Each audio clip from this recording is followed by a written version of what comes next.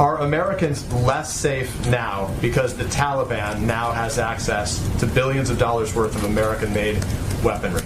Well, let me unpack your question a little bit, because the U.S. military, part of their retrograde effort is to reduce the amount of military equipment or apparatus that anyone on the ground has access to. I'm not going to get into the details of how they do that, but that is part of their effort.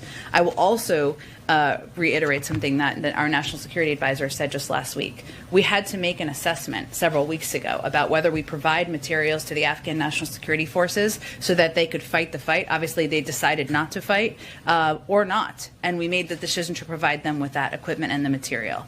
The third piece I would note that's very important here is that we have not assessed that any group on the ground, whether it's ISIS-K or the Taliban, has the ability to attack the United States.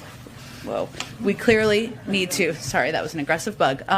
We need to ensure that remains the case, but that is not a capability that we have assessed to be the case at this point in time. There's a difference between the threat that is posed to U.S. men and women serving or people who are gathering outside of the gates in Kabul and whether these individuals can attack the United States. So I guess, but in simple questions, acknowledging that you're going to try to limit what access they do have to some of the weaponry in ways that you can't communicate here. But at the end of the day, whether it's not the United States, it's under risk as a function of this. Are Americans around the globe? I mean, are Western interests now more at risk because the Taliban has new access to all this weaponry?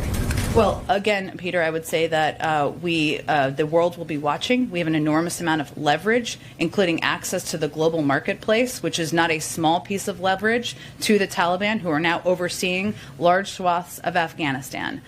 Certainly, our objective was not to leave them with any equipment, but that is not always an option when you are looking to retrograde and move out of a war zone. But that is our clear leverage we have with the Taliban. And again, our capacities are over-the-horizon capacities, which, by the way, killed 2 ISIS terrorists just last week and continue to be utilized by our men and women on the ground, remain in place and remain in place in the region. There are other parts of the world, Somalia, Libya, Yemen, where we don't have a presence on the ground, and we still prevent terrorist attacks or threats to U.S. citizens living in the United States or around the world from growing. Just last thought, and then I'll share to the next question. Is the U.S. more or less safe today than we were before the Taliban took over? Well, again, we are not going to do anything that's going to allow terrorists to grow or prosper in Afghanistan or any terrorist organization. That continues to be the president's commitment, and his order to his U.S. military over the past several days and the actions that CENTCOM have announced